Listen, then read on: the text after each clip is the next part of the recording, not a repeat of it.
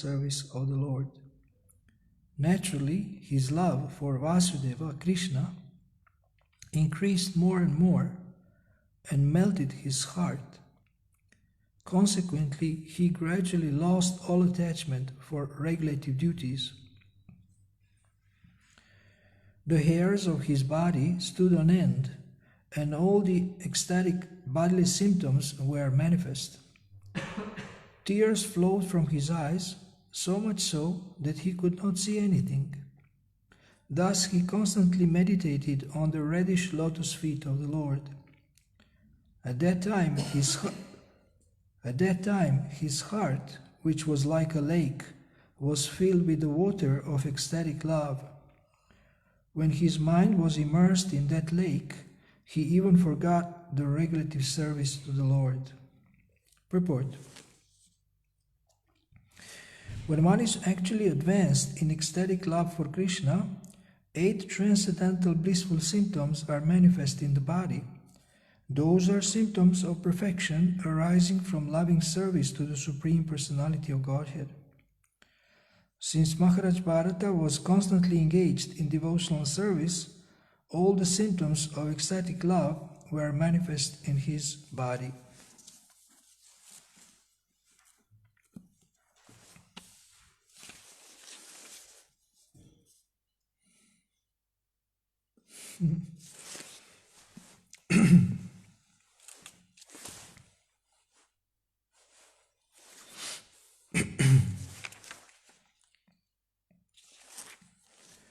So here one word is important, avirata, constant. It means constant. So he was engaged constantly in devotional service. And we know from the Bhagavatam, that in the first canto of the Bhagavatam it is said, ahetuki apratihata. Then if one is engaged, what have I done somehow? It's a little sensitive. Okay. If one has, if one wants to be satisfied fully, that his soul is satisfied, then he has to engage in uninterrupted and unmotivated devotional service. Ahaituki apratihata yenatma suprasidati.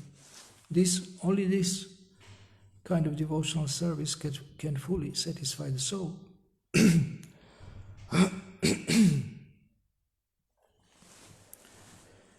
And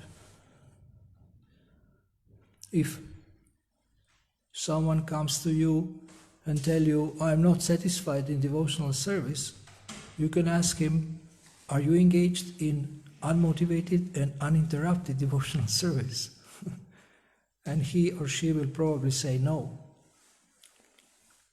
So then the coaching session can be finished and say, okay, go back and do it. then you can tell me if you are satisfied or not.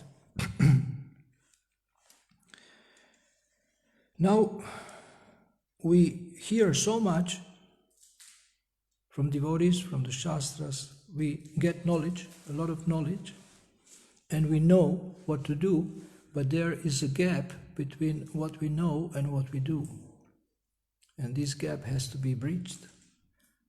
There are so many people who know what to do, but not all of them are doing it. So one has to somehow bridge that gap. And this is where one shows honesty or integrity. It's called exercising integrity in the moment of choice. So integrity can be described with so many definitions. So Maharaj Bharata was engaged in constant devotional service, so much so that he has developed ecstatic symptoms. He was so absorbed, and he left his kingdom. He was like an amazing person, left everything and dedicated himself so much. And then even though this was the fact, he still had more tests. He still had more tests. And he became attached to a deer. So can you imagine, he was practically on the level of bhava and still he had to take another life. So what to speak of us, how many attachments we have and to what we are attached, and how can we get free? When we will experience the level of bhava, maybe in many lifetimes, and then somebody comes, some living entity comes and you become attached. So Maya's role is to always test us, and Maya doesn't care if you are a big devotee or a small devotee. She will always test very relentlessly everyone. Maya wants to make sure that those who want to approach Krishna are serious and sincere, and therefore he tests us very, very severely. And the more you advance, the tests are more difficult.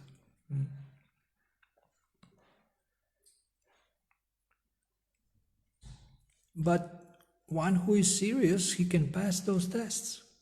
And it's not so hard to pass them if we learn to say yes to Krishna and no to Maya. And one definition of integrity is saying yes to Krishna and no to Maya. On a daily basis, on an hourly basis, on a 1 minute by minute basis.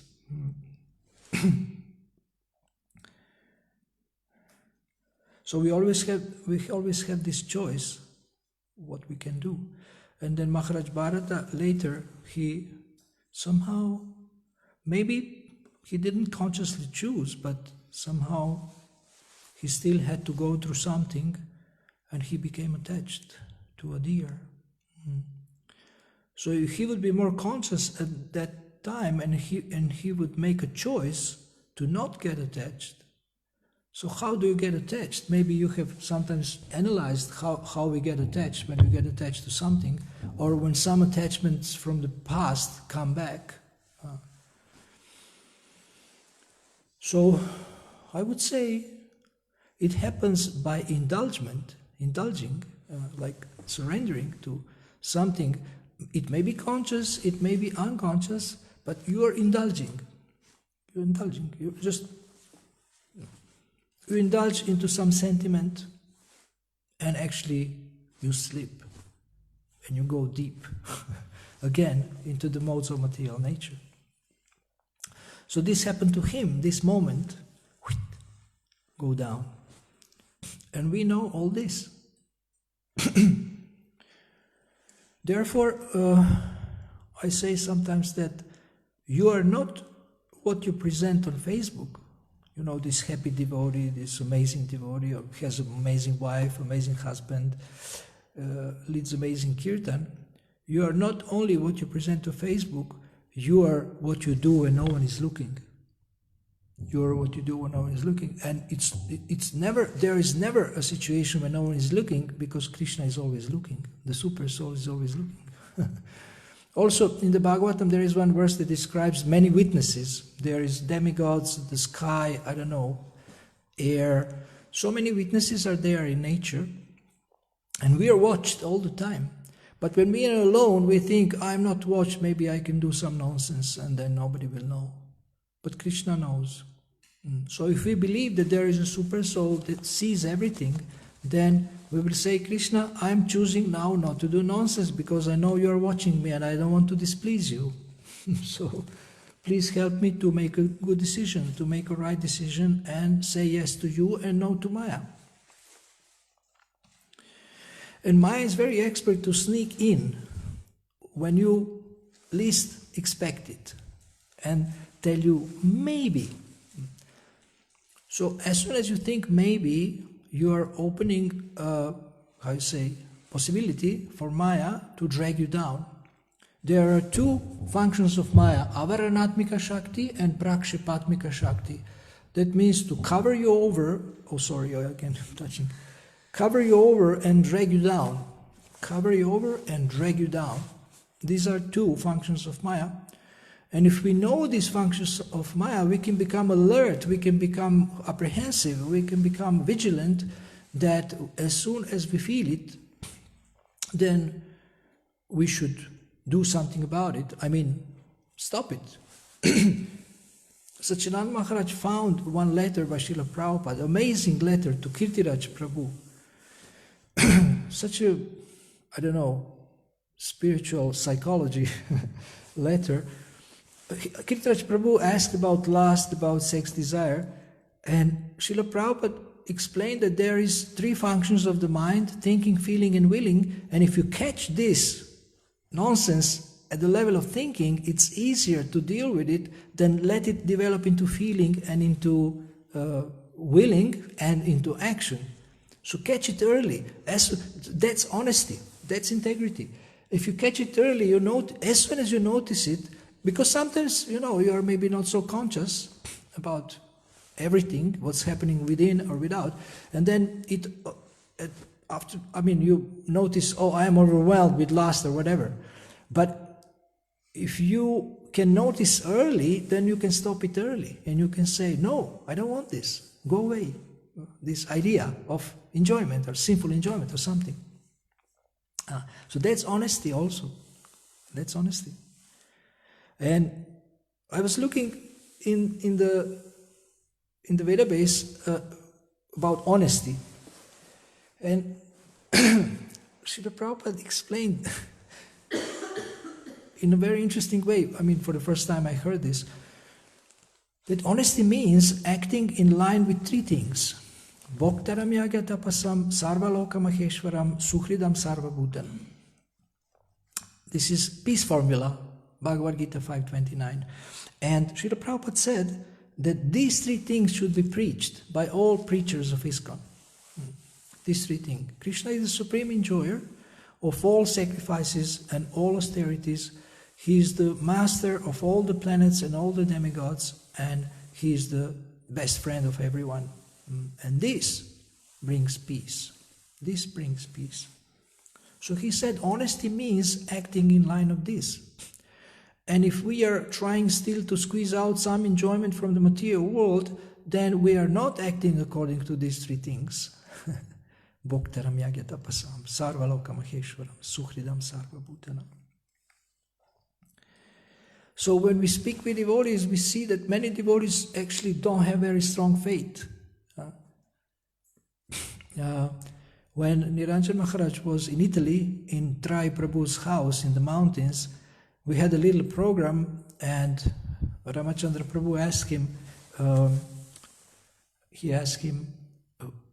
what is most important in devotee care? Because Maharaj has developed devotee care in Ukraine. There is 150 mentors, and they have, in Sunday program, 25 people get garlands, 25 guests get garlands. So, they have something going on there. And he has written a book about devotee care. So he has encouraged devotee care very much. So we asked him, we wanted to learn from him, we asked him, so what is the most important thing in devotee care? And he said the most important thing is to help devotees develop faith. Because when they develop faith, they can face anything. They will never give up. And Srila Prabhupada explains in the purport to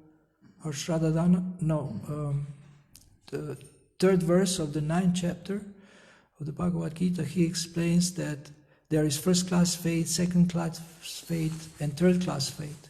And those who have second-class faith and first-class faith, they never go away. Those who have third-class faith, they may go away.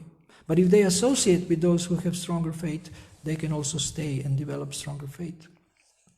So one of the greatest favors you can do for devotees is to help them develop their faith in Krishna. And to understand Suhridam Sarvabhutanam, to understand that Krishna is Supreme Friend, even when you are suffering like a dog, when you're crawling on the floor, crying or whatever, like suffering physically, and to remember, but Krishna said he is the supreme friend, so when I'm suffering, so how can I understand these two things? How can I understand these two things? So behind every problem, there is a valuable lesson. There is a valuable lesson. If we can see like this, that behind every problem, there is a valuable lesson. So I'm in trouble, I'm in pain now. What is the lesson here? What Krishna wants me to learn? And if one is honest, I think it will be revealed to him. What is it that he has to learn from the trouble that he experiences? And also, some people say that every problem is an opportunity. So, if you say what every problem is an opportunity for, every problem is an opportunity to learn something and also to work on finding solution. So any problem, if you see it as an opportunity, it doesn't become problem anymore. So basically, if we look like this and life, there are no problems. There is only opportunities. Turn every problem. How can we turn a problem into an opportunity? By just turning it into a goal. Turning into a goal. Let's say you have a health problem. So how can you turn it into opportunity? Set a goal to find solutions for your health, to work on getting something that will heal you, or getting to people who will heal you.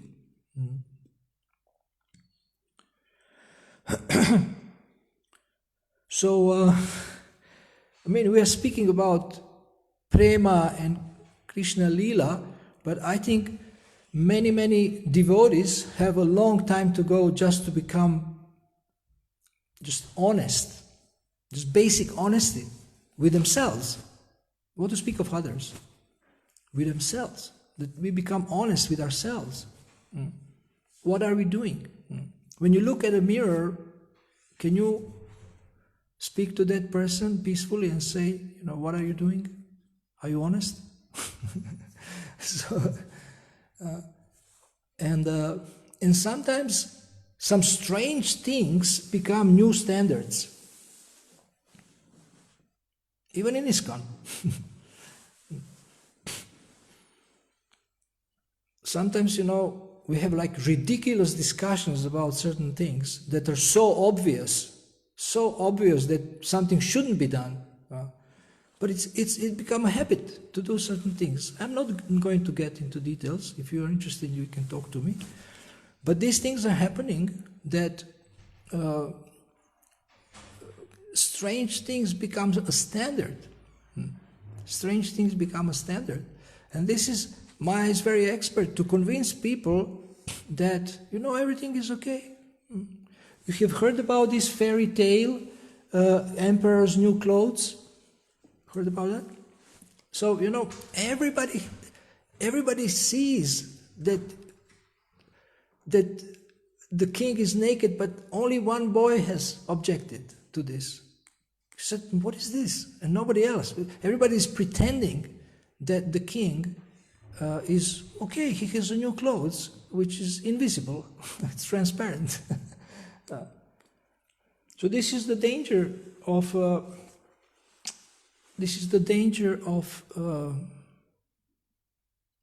not living by the truth and not being ready to face the truth.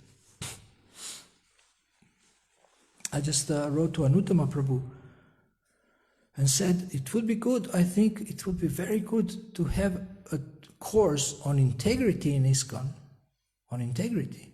And he was interested. He said, maybe Bhaktivedanta College can have a new course on integrity. Or Rasamandala Prabhu presented on the communications last year, on the communication seminar, he presented something about ethics and morality in ISKCON. Wonderful course.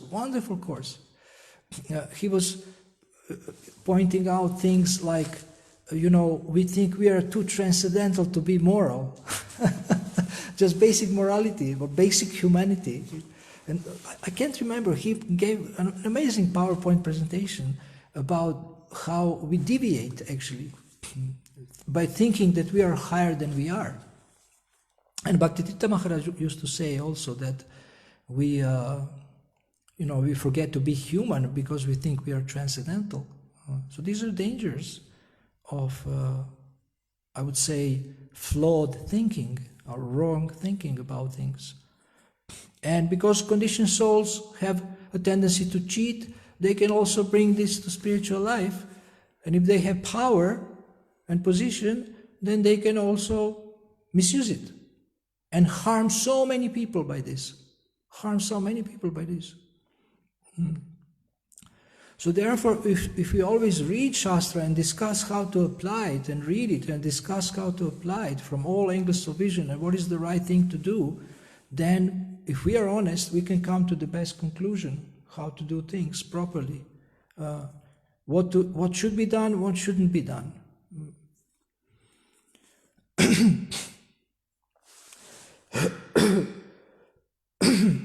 Then there was, I think, maybe Henry David Thoreau.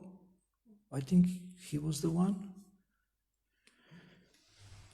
He's an American author, writer or something. He said something interesting. He said, "Don't give me love, don't give me fame, don't give me money, give me the truth."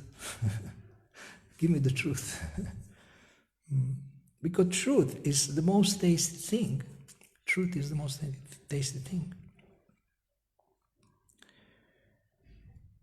So the great challenge that every one of us has is to become just honest with ourselves, to become honest, to have an honest conversation with ourselves. I mean, what are you doing? Are you honest? Do you want to be a devotee or not? Are you sure?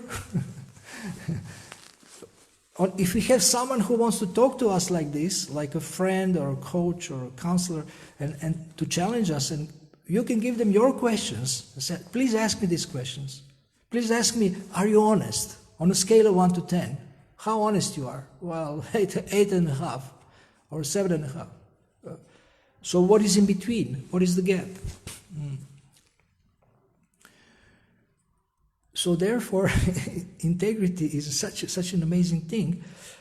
You can also describe integrity as being in line or in harmony or aligned in harmony with timeless principles or with God's laws, with natural laws, being in line, in harmony, living in line, behaving in line with harmony, with these natural laws or God's laws, timeless principles. Integrity also means to keep your word. Integrity means to keep your promise. Integrity means to walk your talk. There is a principle of achar prachar in the Shastra also.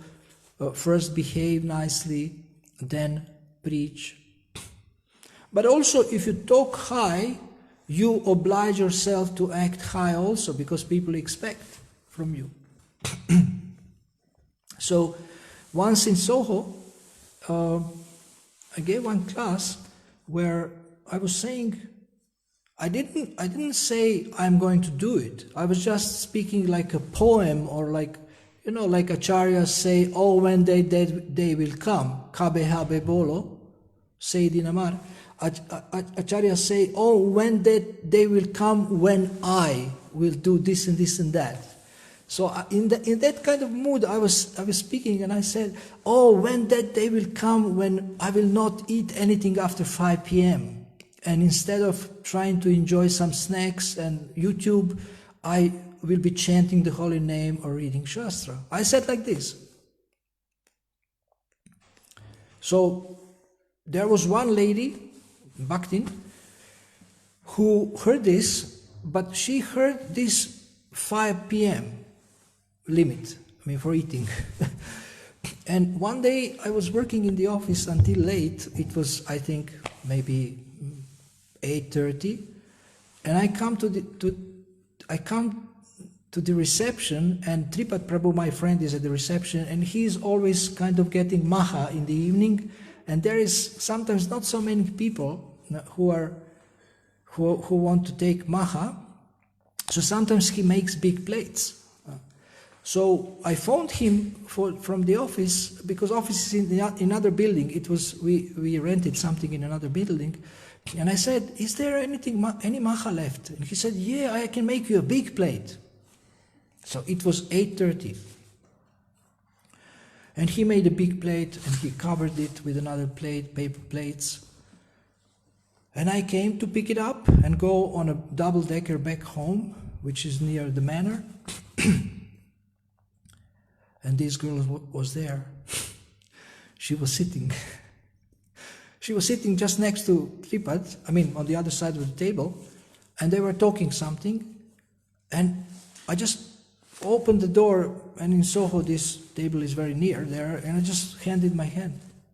He said, "But Prabhu, you said you don't eat after 5. And then I felt like, oh my God, I'm just such a bad example. I didn't say I will eat after 5. I was just kind of speaking poetry, but she thought I said I'm not eating anymore after 5 from that day. She understood it like this. So she kind of held me accountable for that statement, and I feel really bad that, she now thinks I'm a hypocrite. And then later I explained to her that I haven't eaten anything whole day. Somehow I didn't have time, and it was okay, everything. But this moment because you have publicly said something or people understood it in a certain way, you oblige yourself to act like this. It's a good thing. Therefore, some people say the best way to learn something is to teach it. Teach it. Sometimes devotees come to me and say, I have a time management problem. I say, okay, give a course on time management. Teach others how to manage time, and you will teach yourself also. And they say, okay. Some of them say, okay. Some of them say, okay. So yes, first achar, then prachar, but also if we say something, we oblige ourselves to follow it. So this is also can be good, can be beneficial to follow. And if you are bold to speak high, then you should be bold to act high too. And again, in front of others, we can present ourselves as, something, as person of integrity, honest. But the greatest test is no one is looking. The greatest test is no one is looking. When you know that I shouldn't take this sweet now or whatever, and you say, okay, but it's not a sin, I can.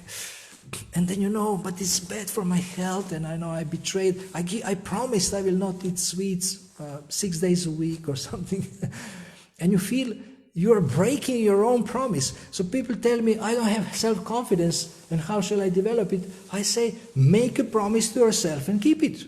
Then you will feel very confident and very good about yourself.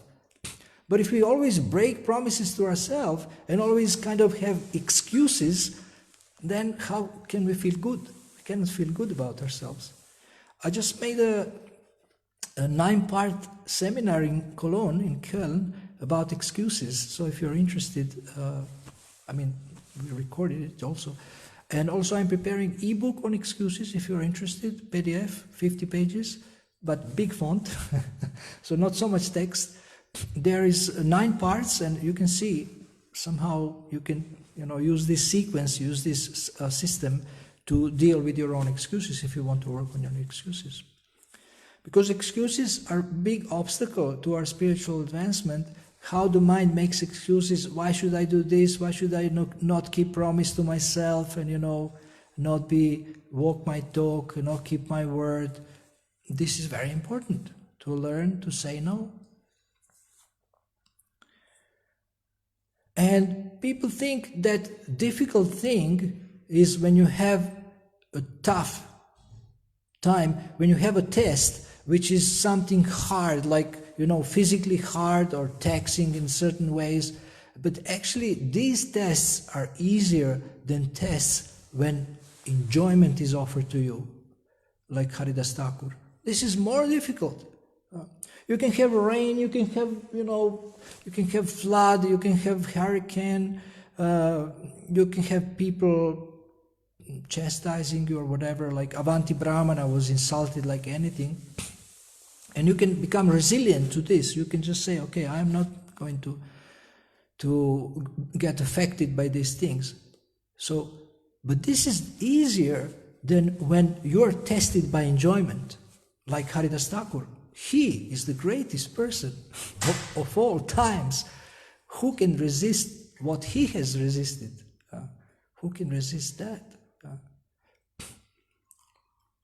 And if you are offered some enjoyment and no one is looking, then you are tested like anything.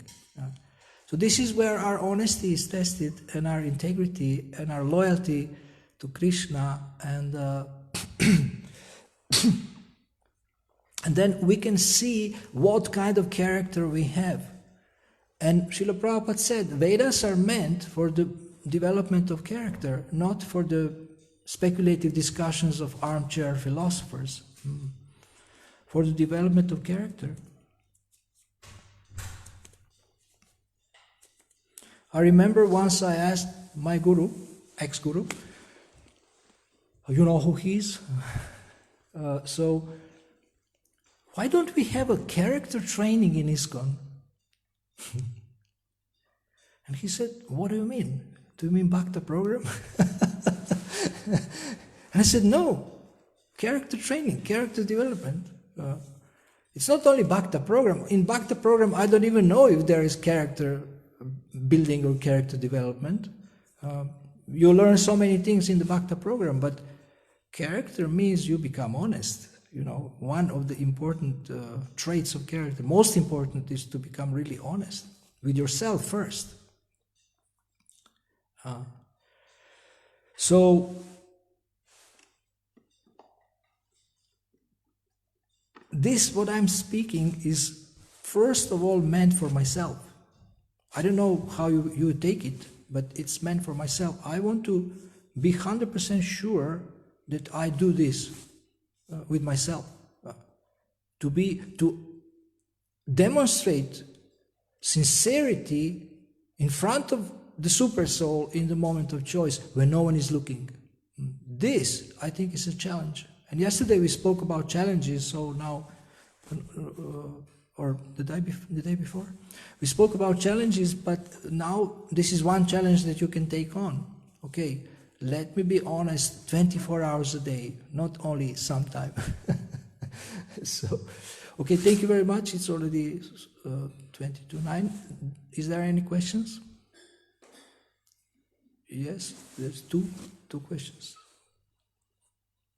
You want first or who first? You was first. Okay. I have two, but I have to choose.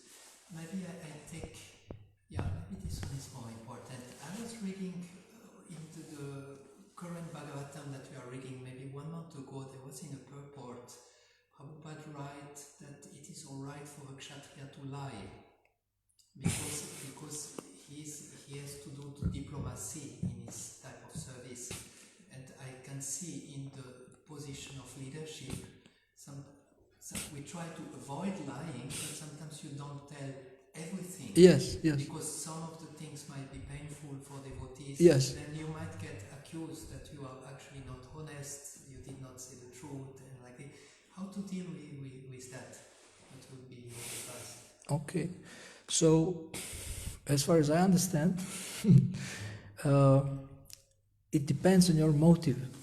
If you are lying to do some politics or that you get something yourself, like you have some personal interest involved, some gain, then this shouldn't be done. But if you are lying to protect devotees from maybe some extra anxiety or some whatever, and maybe it's only temporary that you don't tell them the whole truth, then I think it's acceptable. So, why are you lying? Say, well, I was lying to protect this person. But if you're lying, for example, to protect yourself, because if you tell them the truth, they will say you stink, or they will say, oh, you're a bad person. Sometimes you have made a mistake, and maybe you're lying, you want to hide a mistake, just to look nice in front of others, then it's better to admit and then, apologize. And then those who are honest, they will respect you more for this than that you hide, if you hide something. Okay? Makes sense? Okay, second question. Yeah. Yeah? What do you think, what was the problem of Mahabharata? What was his problem? Yes. Doesn't he was honest to himself in his devotion to Krishna, that he had his fall down? Or was there some material attachments from the past life? Or Wow, that's amazing. This is an amazing question. Phew. I have to study this section very carefully and see maybe there is an answer there, or maybe there is an answer in Prabhupada's lectures. but there isn't. No? No, there isn't any answer. Prabhupada said there was, now it is explained that he has full devotion and he attained Bhava, but later on in the next chapter Prabhupada is explaining that he had some material attachment because it was his free will to protect the sphere. But have you studied exactly why? Have you studied that? I'm asking, I'm not sure. I mean, can I ask Maharaj to try if he wants to answer this? As far as I You- remember, somewhere it says that Bhava mentions that even from the platform of Baba, one can fall down. Yeah. That's all I remember. But his question is really, I mean, it's a question to everything I said. You are asking, was he not honest? That's an important question. So it may be that he was honest, but he had a weakness. If one has a weakness, it doesn't mean he's dishonest. He's just weak. He has to go through something. I think dishonesty means consciously choosing the wrong thing. He was maybe overwhelmed at that moment with some attachment, and something came out of the heart, maybe some remnants. So to me, I think that there is a difference between deliberate dishonesty and weakness. That can be, like Arjuna also was weak, but Krishna somehow helped him to, stay on the right track. So I think there is difference between these two things, and my feeling is that he wasn't dishonest, that Maharaj Bharat was dishonest, that it was just a moment of weakness, and he had to pay for this. Anybody, Maharaj, you want to say more about this? Okay. Anybody else wants to comment on this? Yeah? I had heard that because he was alone in the forest, because he was without association, he would have been with association with other saints or like this, they would have told him, come on, don't. And one of the problems. But why he was alone? Why he was meditating alone? Or whatever he was doing? Maybe he wanted to be alone, or why he was alone? In the scripture, again and again we see king going to the forest at the end of their life, so maybe To practice, yeah. Yeah. I believe, Krishna okay, he had to have another lifetime, but Krishna definitely protected him. So, but I think he was sincere. And then next life, he was so determined. He didn't want to speak at all. He only spoke when he couldn't tolerate ignorance of Maharaj Raghugana. He broke Mauna. So, and this is important to make distinction between these two things. I'm speaking about consciously choosing Maya, that's dishonesty, and thinking I'm going to get away with it or something, or it's not so bad, It's not so bad. A little sin, it's not so bad. But Krishna is not impressed with this. What can you do when Maya is testing you? I remember when one Maharaj left ISKCON. I was very new, Bhakti Dayal Swami. And I had so many doubts. I had doubts even in myself then, in everything. I didn't know that devotees leave. It was shocking for me. And especially somebody who is, he was our regional secretary, he was a sannyasi. And first, Harikesh Maharaj came and preached to us. That was helpful. And then Devamrita Maharaj came and preached to us. And then we were asking him what to do if we have doubts. And he said, every day just throw yourself in the dust of the lotus feet of your guru and pray like anything to save you. And I did that and it helped me because I had doubts in everything. So sometimes just when we feel that there is this, like complete weakness and doubts and things, then we just have to throw ourselves and pray like anything to the Lord in a very simple way to save us, because we don't know what's happening. We don't know. This is, like a dark night of the soul. When you are completely down and you don't know anything, what's happening, or you think that God has abandoned you. So sometimes this is the only solution. Just pray sincerely from the bottom of your heart to be saved from all the ignorance and confusion and, illogical things or contradictions, everything that is confusing. So thank you for this question. Thank you. You answered my question. Okay, thank you. I'm going to study about this also. It's a very interesting thing.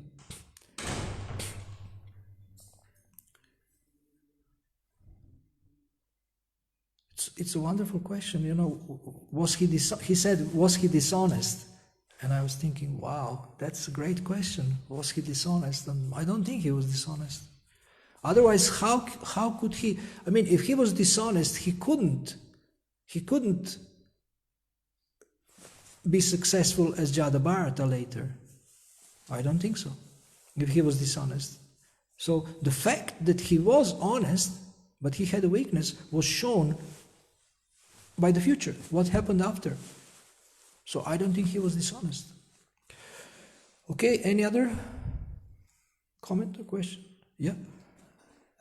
I had another question. I hope I'm not stretching too long for the devotees. Yeah, nobody else. I have one question maybe for contemplation for later. The question is, isn't all dishonesty weakness? Dishonesty is weakness. Yeah. But maybe this weakness was not dishonesty. No, that's a good point, yeah. I'm thinking that his weakness was not dishonesty, but maybe I don't know. But dishonesty, I think, is weakness. It's weakness of intelligence, weakness of weakness of the heart, weakness of the heart. Hridaya dorbalyam. Yeah, dishonesty is weakness of the heart. Definitely, it's a very good point. Thank you so much. That's a very good point. Yes. Can I add something? When you were speaking about association and that we need association, I remember about Vishnujana Swami, and it is said that when he traveled with brahmacharis in this group, Radha Damodara Party. Vishnujana Swami always inspired brahmacharis to open heart to each other, and he said that if you will not do it, you will get married, or because you need some exchange. So if you don't have this association between Each other. then you will find someone with who you can do it. And I also heard that we always need this association, not like we have a stage of bhava or prema, and then we don't need association. On the stage of prema, devotee has already this connection to the spiritual world, and there are some like Gefährte, from Krishna's association. Krishna. Always meditate on them, and so we always are in this association. We cannot stay. This is what we will do on Wednesday and Thursday. We will speak about success partnership, high quality association amongst devotees, which includes opening up the heart, being honest, telling honestly about our weaknesses, but confidential conversation. So this is so important. Yeah. This is connected to our seminar, Wednesday and Thursday, 4:30 to 8:30. You're welcome to come. So, okay, thank you very much. Srila Prabhupada ki jai.